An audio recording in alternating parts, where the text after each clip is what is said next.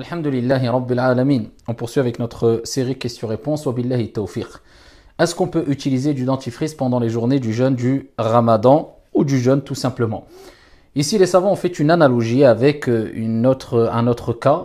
C'est le cas où la personne est amenée à goûter des aliments lorsqu'elle prépare un repas quelconque pendant les journées du jeûne. Est-ce qu'elle a le droit ou pas?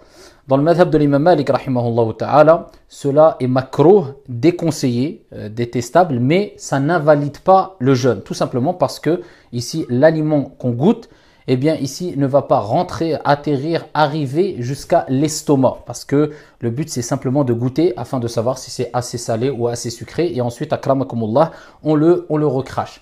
Donc le fait d'avoir quelque chose dans la bouche, de ne pas l'avaler, eh bien cela n'invalide pas le jeûne. De même, pour le dentifrice, cela n'invalide pas le jeûne à partir du moment où on s'assure que le dentifrice n'est pas avalé. Mais il faut savoir une chose, que la première des choses, c'est que ça reste makrouh, déconseillé.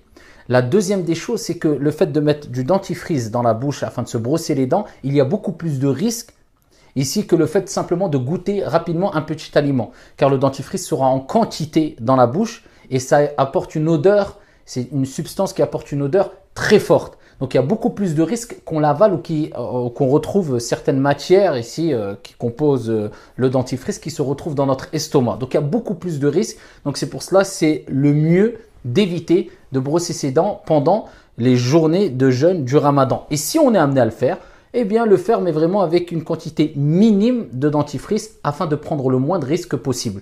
Et de là on peut remonter sur un autre hadith très connu où le prophète alayhi salatu wassalam ici nous recommande de façon générale ici d'exagérer dans ce qu'on appelle l'istinshaq lorsqu'on fait les ablutions. Et il dit wabalir fil istinshaq, exagère quand tu fais l'istinshaq, tu aspires de l'eau avec ton nez lors des ablutions. Il dit sauf si tu es en jeûne.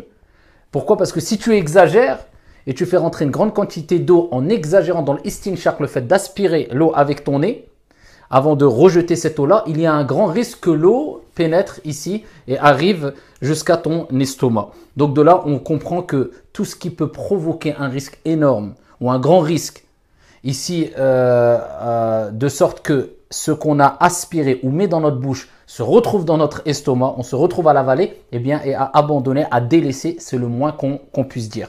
Et pour terminer, il ne faut pas oublier le hadith où le prophète alayhi salatu wassalam nous a rappelé, dans le hadith rapporté par Al-Bukhari wa Muslim, que l'haleine du jeûneur, car on sait très bien qu'une personne qui ne mange pas pendant la journée a une haleine assez forte. Et bien le prophète alayhi salatu wassalam nous dit que l'haleine du jeûneur est plus agréable auprès d'Allah Jalla wa Ala que l'odeur du musc. Donc cela nous rappelle aussi que parmi les objectifs ici à atteindre, eh bien, c'est de jeûner bien sûr, de se priver de boire et de manger, et cela automatiquement va apporter une odeur assez forte. Mais le prophète nous rappelle que, eh bien, Allah Jalla wa Ala, ici, cette odeur, elle est plus agréable auprès de lui que l'odeur du musc. Donc voilà, il est déconseillé, mais cela n'invalide pas le jeûne. Mais le moins qu'on puisse dire, c'est de le prendre en petite quantité et éviter, c'est sûr que c'est beaucoup mieux. Wallahu ta'ala a'la wa a'lam. Wassalam.